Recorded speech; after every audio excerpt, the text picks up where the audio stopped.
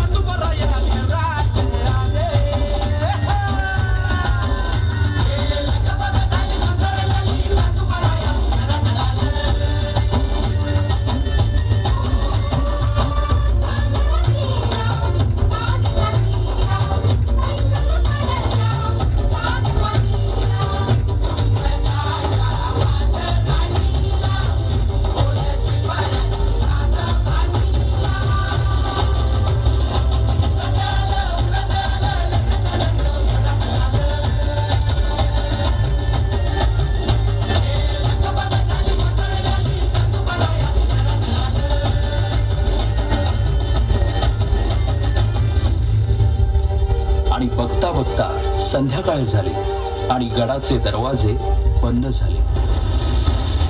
माझे बाळ एकलं आहे घरी. या पदरपस येते तुमच्याकडे. मला जाऊ दे.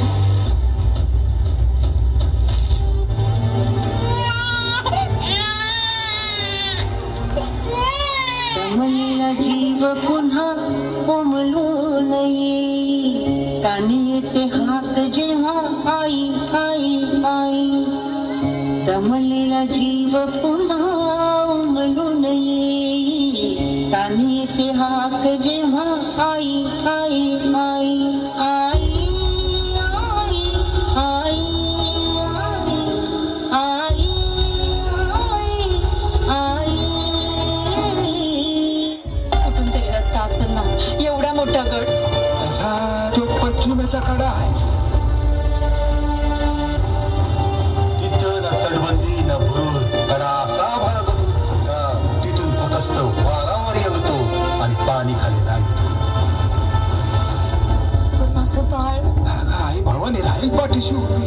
आई भवानीला समधीकडे पोचता येत नाही म्हणून तर तिनं आई बनवलं. पोटासाठी जरी रोज हिंडते पाऊल. कान घेते क्षण क्षण पिलांची चाहूल.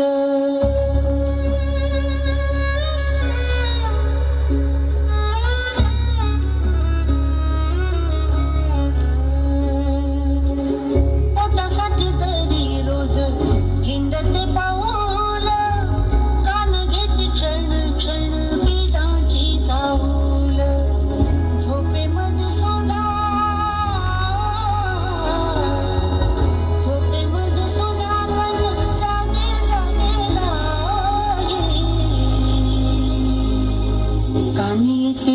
जगात जेव्हा आई आई आई आई आई आई आई आई आई राज आज्ञेमुळं दरवाजा उघडणं शक्य नसल्यानं तिचं म्हणणं कुणीच ऐकेना. आता हिराच्या डोळ्यासमोर येत होतं ते म्हणजे तिचं घरी एकटं असलेलं तान्हं बाळ. त्याच्या आठवणीनं व्याकुळ झालेल्या हिरानं किल्ल्याच्या कडावरून खाली उतरण्याचा निर्णय घेतला.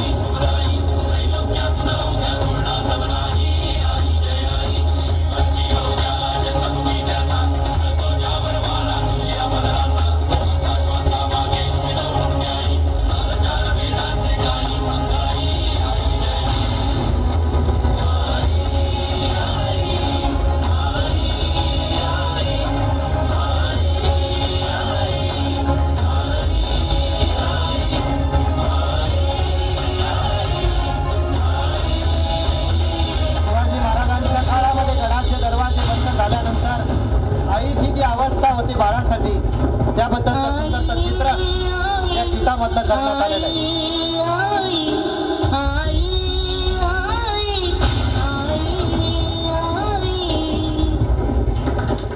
टाळ्या वाजून आपण याचं कौतुक करायचंय. यानंतर